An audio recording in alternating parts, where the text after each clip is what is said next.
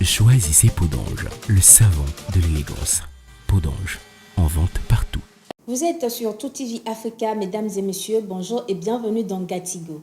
Dans une déclaration sur son compte X ce mardi 14 novembre 2023, Ataï Ag Mohamed, le chargé du suivi de l'accord de paix au sein de la coordination des mouvements de l'Azawad et des relations diplomatiques du cadre stratégique permanent, confirme le départ de Kidal de l'organisation qualifiée de terroriste par les autorités maliennes.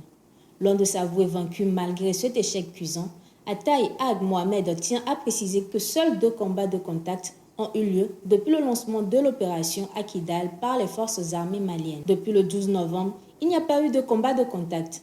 Ce qu'il y a eu, ce sont des frappes de drones permanentes, confie-t-il. Alors que les forces armées maliennes annoncent ce mardi la prise totale de la ville de Kidal, longtemps détenue par ces groupes armés, Ag Mohamed préfère parler de repli stratégique. Il indique que leurs forces ont pris la décision de se retirer et de se réorganiser en raison de l'utilisation constante de drones et d'obus sur leur position. Il assure en outre que leurs forces et leur commandement politique et militaire demeurent intacts. Sanctuaire des terroristes, la ville de Kidal était interdite d'accès aux militaires maliens pendant les 10 années de présence de l'armée française au Mali. Depuis le départ de Barkhane puis de la MINUSMA, la situation a beaucoup évolué.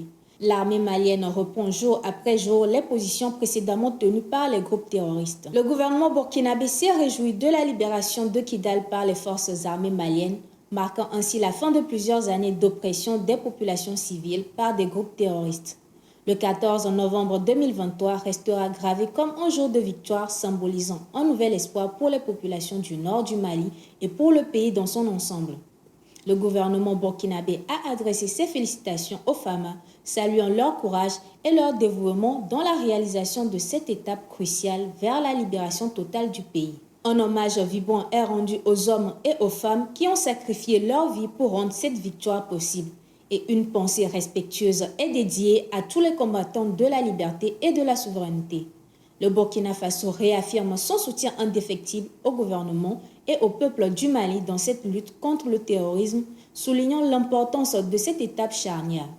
Il souligne la détermination à offrir une perspective alternative au peuple du Sahel. Bien que reconnaissant qu'il reste du chemin à parcourir pour la reconquête totale de l'intégrité territoriale, le gouvernement burkinabé assure qu'il continuera à mener ce combat aux côtés du Mali. L'engagement commun au sein de l'Alliance des États du Sahel est souligné comme une stratégie essentielle pour remporter une victoire définitive contre la barbarie et la terreur, établissant ainsi les fondements d'une paix, d'une sécurité et d'une stabilité durable au Sahel. Suite à la libération de la ville de Kidal, le chef d'état-major général des armées, le général de division Oumar Diarra, a accordé une interview à la télévision nationale au RTM pour expliquer la mission des forces armées maliennes. Les femmes, selon le général Diarra, ne sont pas une armée d'occupation. Leur objectif est de libérer les populations prises en otage par des groupes mafieux et des terroristes. Je vous propose de l'écouter.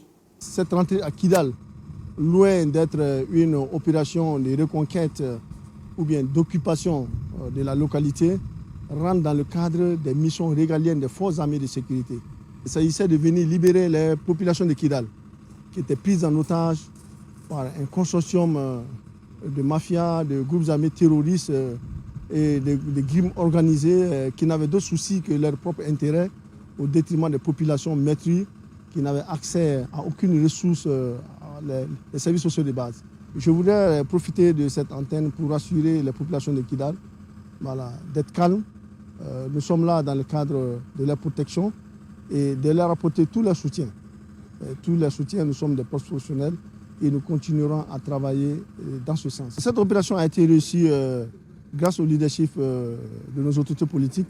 En premier lieu, le président de la transition, le colonel Assimi Goïta, qui a donné des orientations très claires par rapport à la conduite de cette opération, et le succès et sa réussite. Et deuxièmement, le soutien du peuple malien, la population malienne qui n'a jamais fait défaut. Nous terminons notre bulletin d'information avec les opérations de reconquête du territoire au Burkina Faso. Plusieurs groupes terroristes ont été neutralisés par les vecteurs aériens de l'armée burkinabé ces dernières heures. Je vous propose le reportage de nos confrères de la télévision nationale du Burkina Faso. Hier nuit, sur la base de renseignements, les recherches ont permis de détecter un regroupement terroriste à Touka. Venus par binôme, ils se sont retrouvés à plusieurs pour éventuellement planifier une attaque.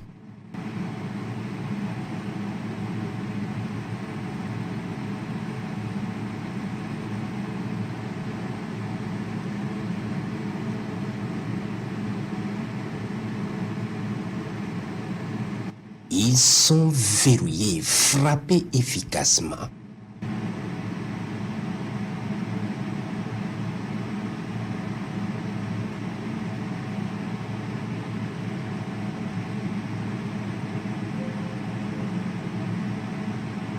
Ils consument dans les flammes avec leur logistique.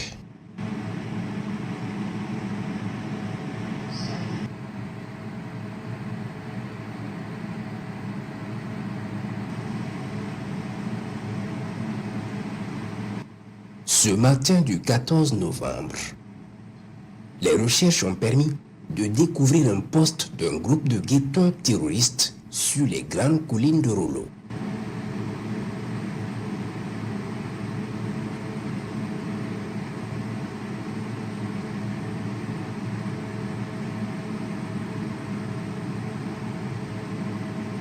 On peut observer plusieurs guetteurs converger vers le chef pour éventuellement les consignes de la journée.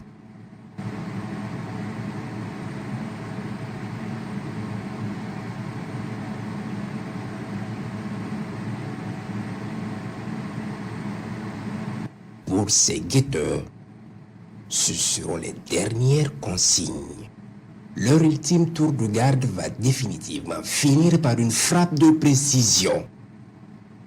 C'est sur ces images du Burkina Faso que nous achevons notre bulletin d'information de ce jour. Merci de l'avoir suivi. Rendez-vous sur nos différentes plateformes et sur le www.tourafrica.com.